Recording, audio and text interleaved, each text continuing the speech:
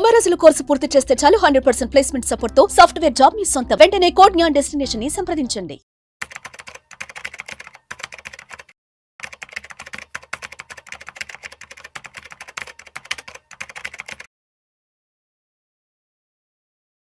Welcome to Vishnu talks. నేను మీ Vishnu.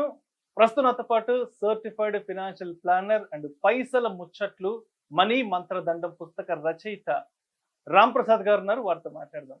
Sir Ram Prasad గారు నమస్తే సార్. నమస్తే విష్ణు గారు. Welcome to Vishnu talks. Ram Prasad గారు ఒక 2 months బ్యాక్ పైసల ముచ్చట్లు మనీ మంత్రదండం పుస్తకం రాశారు. అప్పటి నుంచి నాకు హ్యాండ్ ఇచ్చారు కదా మీరు. మీ చేతుల మీదకి వదిలేక ముందుకెళ్ళిపోయాం. అంటే ఓకే ముందుకెళ్ళారేమో కానీ మొత్తానికి నాకైతే బాగా హ్యాండ్ ఇచ్చారు. మా ఛానల్కి వచ్చి వీడియోస్ చెప్పడం మాట్లాడడం మానేశారు. కనీసం నా ఫోన్ ఎత్తట్లేదు. నా తరపున ఎవరైనా అంటే మిమ్మల్ని అప్రోచ్ అవ్వాలనో మీతో ఫోన్ మాట్లాడాలనో లేదంటే మిమ్మల్ని కలవాలని ఎవరైనా వచ్చినా కూడా వాళ్ళకు కూడా అవకాశం ఇవ్వట్లేదు. రామ్ ప్రసాద్ గారు పుస్తకం రాసినప్పటి నుంచి బాగా బిజీ అయిపోయారు. ఎవరికి దొరకట్లేదు, ఫోన్లు ఎత్తట్లేదు. 6 నెలలు 7 నెలల వరకు అపాయింట్మెంట్లు కూడా ఇవ్వలేకపోతున్నారు, తప్పించుకు తిరుగుతున్నారు అంటూ కూడా రకరకాల మెసేజ్లు, రకరకాల కాల్స్. నిజంగా మీరు ఏ టైంలో పుస్తకం రాశారో కానీ నాకు తలకాయ నొప్పులు వచ్చి పడ్డాయి ఆ పుస్తకం అంటే. అందరు నాకు ఫోన్ చేస్తున్నారు, రామ్ ప్రసాద్ గారితో మాట్లాడాలి, రామ్ ప్రసాద్ గారితో మాట్లాడాలి, ఆయన ఆఫీసు పట్టుకెళ్ళండి, అక్కడ పట్టుకెళ్ళండి. ఆయన వచ్చి కలిసారు మీరు చేసిన సార్. నాకు టార్చర్ మొదలైంది సార్ మీరు పుస్తకం రాసిన దగ్గర నుంచి. ఆదిరెడ్డి గారు చేశారు కదా, నన్ను కలిసారు. అవును కలిసారు, ఆయన వచ్చి కలిసారు. ఓకే సరే, ఏంటి అసలు పరిస్థితి? అంటే మనం ఫర్దర్ గా వీడియోలు చేస్తామా చెయ్యమా? మీరు నాకు హ్యాండ్ ఇచ్చారా లేదంటే అటు నుంచి అటు ఏం వెళ్ళిపోతారా ఏంటి? ఒకసారి నాకు సార్ బుక్ ని ఏమీ చేయట్లా. బుక్ ని అది అవుతుంది 16,000 కాపీస్ ఏం పోయినాయి. ఇప్పుడు ఒక 6,000 ప్రింట్ కూడా ఇచ్చామన్నా. అది కొంచెం స్లోనే ఉంది, నడుస్తుంది. దాన్ని ఏం ప్రమోట్ చేయట్లా. అందరూ మేము చేస్తాం రమ్మని చెప్పారు. వేరే యూట్యూబ్ ఛానల్స్ పిలుస్తారు కదా, ఎక్కడికి వెళ్ళే టైం లేదు, వెళ్ళట్లేదు. ఇప్పుడు నాకంటూ ఒక 2,000 పైన క్లయింట్స్ ఉన్నారు. వాళ్ళు మన నమ్ముకొని గత 7-8 yearsగా ఉన్నవాళ్ళు కదా. ఇప్పుడు ఎవరు ప్రయారిటీ? నాకు మొదటి ప్రయారిటీ సీరియస్ గా ట్రావెలింగ్ చేస్తున్నా. మొదటి ప్రయారిటీ నా ఫ్యామిలీ, సెకండ్ ప్రయారిటీ నా ఎంప్లాయీస్, థర్డ్ నా క్లయింట్స్ కదా. ఇప్పుడు నేను నా దగ్గర ఇన్వెస్ట్ చేసిన ఫోన్ ఎత్తాలా, ఎవరో నాకు రికమెండేషన్ కావాలి, నాది పోర్ట్ఫోలియో చూడమని నేను ఫోన్ ఎత్తాలా? మీరు చెప్పండి. మీతో 7-8 years గా ట్రావెల్ చేసి సీరియస్ గా ట్రావెల్ చేస్తున్న మీ ఎగ్జిస్టింగ్ క్లయింట్స్ కి మీరు ఫస్ట్ వాళ్ళ ఫోన్ ఎత్తాలి. అప్పటికే నేను ఇప్పుడు పెద్ద టీం రిక్రూట్ చేసి ప్రతి ఒక్కరికి ఒక 200-300 కస్టమర్ని పంచాను. వాళ్ళే చూస్తున్నారు. ఫస్ట్ మేమే చెప్పేస్తున్నాం, ఇది ఈ స్కీమ్స్ కొన్ని టర్న్ చేసాం, అవన్నీ చేస్తున్నాం. ఒకవేళ అనుమానాలు ఉంటే నాకు చేస్తున్నాం. సో నైట్ 10-15 10:30 వరకు 10:20 ఎగ్జాక్ట్ 10:20 కట్ ఆఫ్ 10:20 వరకు నేను పెండింగ్ కాల్స్ అన్నీ మాట్లాడుకుంటున్నాను. మార్నింగ్ లేస్తే మళ్ళీ స్టార్ట్ 6:30. అది సరిపోతుంది. దీనికి తోడు మధ్యలో హెల్త్ ఇన్సూరెన్స్ క్లెయిమ్స్ కొన్ని వస్తాయి. దాంట్లో ఏమైనా ఇష్యూ వస్తుంది, పెద్ద బాధ. ఇప్పుడు మొన్న ఒక క్లెయిమ్లో ఇబ్బంది వచ్చింది బెంగళూరులో, major claim, cancer claim. First reject అయిపోయింది. అది 2 years ఎక్స్క్లూజన్ అని చెప్పి దాన్ని ఫైట్ చేసి క్లెయిమ్ అప్రూవ్ చేయించాం. హాస్పిటల్లో ఉండగానే మళ్ళీ అప్రూవ్ చేయించాం 2 daysలో. దానికి 2 days పోయింది. సో ఇట్లా ప్రతి దానికి ఇప్పుడు అందుకని ఇన్సూరెన్స్ నేనంటే అవదని ఒక సీనియర్ అంటే కొంచెం మోర్ ఎక్స్పీరియన్స్డ్ పర్సన్ ఒకరిని కొంచెం డీసెంట్ ప్యాకేజ్ హై ప్యాకేజ్ ఇచ్చి నా స్థాయికి హై ప్యాకేజెస్ తీసుకున్నా. Similarly I mean thinking something else. ఈ క్లెయిమ్స్ హాస్పిటల్కి వెళ్ళాక రిజెక్ట్ అవుతున్నాయి కొన్ని.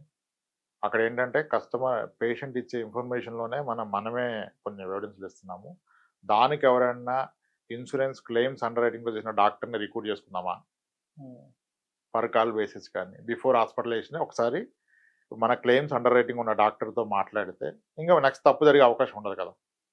ఎందుకంటే ఒక్కసారి రాంగ్ ఏదైనా పెడితే మళ్ళీ వెనక్కి తీసుకోవడం కష్టమైపోతుంది. ఇలా I'm completely working on the existing clients, their investment, their insurance. అయితే కొత్తగా వచ్చే వాళ్ళకి మీరు ఎవరా అంటే అందుకనే మా వెబ్సైట్లో rpwealth.inలో వాట్సాప్ నెంబర్లు పెట్టినా మా ఎంప్లాయీస్ ఇన్సూరెన్స్కి ఒకరిని వీళ్ళకి ఒకరిని వాళ్ళకి పింగ్ చేస్తే ఒకప్పుడు నేను ఇన్సూరెన్స్ చాలా చేసాము, ఇంకా చాలా అనుకున్నాను. నిజానికి చాలు, వచ్చే ఇన్కమ్ సరిపోతుంది నా ఎంప్లాయీస్కి, నాకు హ్యాపీ సర్వీస్ ఇచ్చుకుందాం అనుకున్నాం. కానీ ఈ మధ్య చూస్తే చాలా పెద్ద పెద్ద వాళ్ళు, చాలా తెలివైన వాళ్ళు కూడా క్లెయిమ్ ఈ పాలసీలు తీసుకుని మోసపోతున్నారు. ఇప్పుడు మొన్న కేసు వచ్చింది, ఆయన బ్యాంకర్ దగ్గర పాలసీ తీసుకున్నారు. Is great influencer, okay celebrity. బ్యాంక్లో పాలసీ తీసుకొని పాలసీ అనుకున్నారు. నేను అది ఒక క్లెయిమ్ రిజెక్ట్ అయింది. మనం దాన్ని చేయించాక మాట్లాడా, సార్ దాంట్లో ప్రపోజర్ ఎవరు ఉన్నారంటే బ్యాంక్ పేరు ఉంది, పాలసీ నీదా బ్యాంక్ అంటే అదేంటి సార్ బ్యాంక్ పేరు ఉంది అన్నాడు. అది banker policy sir, group policy అని చెప్పాం. గ్రూప్ పాలసీ అని చెప్పాం. అంటే ఇవి పనికొచ్చే టాపిక్స్ అని మీ దగ్గర మాట్లాడుతున్నాం. సో అప్పుడు అనిపించింది ఇప్పుడు ఈ నెల బ్యాంక్ వాళ్ళతో మాట్లాడు. మొన్న భీమవరం నుంచి ఒక కప్పులు వచ్చారు, వాళ్ళు కూడా బ్యాంక్ వాళ్ళతో మాట్లాడితే ఇదంటే వీళ్ళు ఎక్స్ప్లెయిన్ చేస్తే వాళ్ళు ఇలాంటి మాకు తెలదన్నారంట. ఇది గ్రూప్ పాలసీ అని ఎప్పుడు ఆగిపోవచ్చు అని, ప్రీమియం పెరగచ్చు అని. ఇలా ఉన్న ప్రాబ్లమ్స్ కూడా మనం అడ్రస్ చేయగలమా? ఇప్పుడు నన్ను కలిసాకంటే ఎప్పుడు కలిస్తే అవ్వదు కదా. సో అందుకని ఇన్సూరెన్స్కి ఒక సపరేట్ నెంబర్ పెట్టాను. ఎవరైనా మమ్మల్ని నమ్మి ఇన్సూరెన్స్ తీసుకుంటే మేము సర్వీస్ ఇస్తాం, మాకు కమిషన్ వస్తుంది. దానికి ఒక సపరేట్ నెంబర్ పెట్టా నా వెబ్సైట్లో. ఇన్సూరెన్స్ కావాలనుకున్న వాళ్ళు ఆ నెంబర్కి పింగ్ చేస్తే ఇప్పుడు ఒక సీనియర్ గారిని తీసుకుని ఆయన కానీ నేను కానీ మాట్లాడి వాళ్ళకి రికమెండ్ చేస్తాం. మా ద్వారా తీసుకుంటే మాకు కమిషన్ వస్తుంది, మేము సర్వీస్ ఇస్తాం. సిమిలర్లీ మ్యూచువల్ ఫండ్లో మనకు కమిషన్ వస్తే మనం సర్వీస్ ఇస్తాం. ఓకే. సో నేను అనేది ఏంటంటే ప్రేక్షకులను కోరుకునేది ఏంటంటే ఎవరినైనా ఇప్పుడు మేము టర్మ్ ఇన్సూరెన్స్ చేస్తాం, హెల్త్ ఇన్సూరెన్స్ చేస్తాం, మ్యూచువల్ ఫండ్ చేస్తాం. అన్నీ మాకు వచ్చే కమిషను మేము సర్వీస్ ఇస్తాం. అలా క్లియర్గా మన దగ్గర సర్వీస్ తీసుకునే క్లియర్ మోటోతో వస్తే ఒక కస్టమర్తో మనం మాట్లాడవచ్చు. It's a win win. ఆయన నాలెడ్జ్ని ఉన్నది కరెక్టా కాదా అని చెక్ చేసుకోవడానికి, లేదా నా నాలెడ్జ్ని చెక్ చేయడానికి వస్తే మనం ఆ టైం తీస్తే మనకు సరిపోవట్లేదు కదా. నా ప్రయారిటీ ఆన్ బోర్డ్ క్లయింట్స్ కదా. అందుకని కొత్తగా అపాయింట్మెంట్స్ ఇవ్వలేకపోతున్నాం లిటరల్లీ. సో నాకు కూడా నచ్చట్లా. ఒక కస్టమర్ అడిగితే నేను 3 నెలలాగో 4 నెలలాగా నాకు అసలు పద్ధతిగా లేదు. అసలు నాకే పద్ధతి అనిపించట్లా. అసలు మనెవరు ఒక వ్యక్తిని ఆగమంటాను.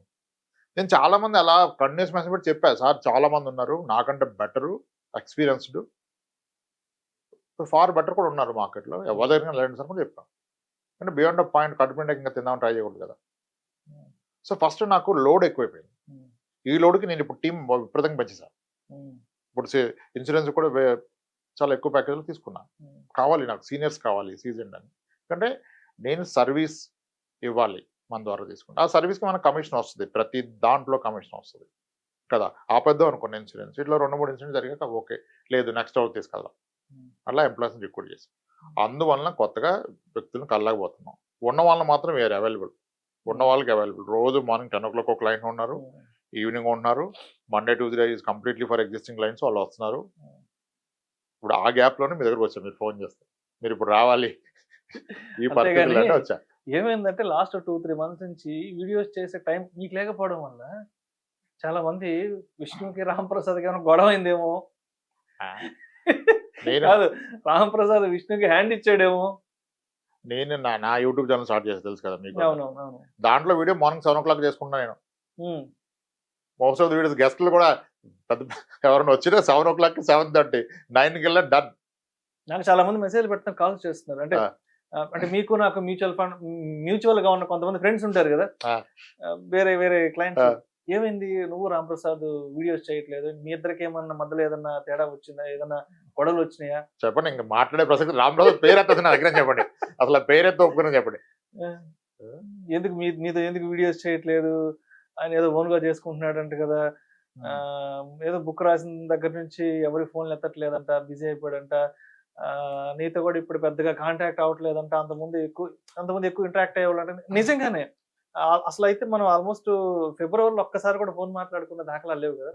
అంతకుముందు అయితే వారానికి 2-3 సార్లు మీరు కాల్ చేసి ఈ కంటెంట్ గురించి మాట్లాడుకునే వాళ్ళు, మార్కెట్ గురించి మాట్లాడుకునే వాళ్ళం. కానీ ఈ ఫిబ్రవరిలో అసలు ఆల్మోస్ట్ నెల అయిపోయింది, ఫిబ్రవరి 1 month అయిపోయింది, ఇప్పటిదాకా అసలు మనం ఫోన్ మాట్లాడుకోవాలా. ఇవాళ మార్నింగ్ సరే ఇలా అంటే ఉరుకుల పరుగుల మీద వచ్చి ఈ పాపంలో సగం మీదే. ఎందుకంటారు చెప్పండి, ఎందుకు?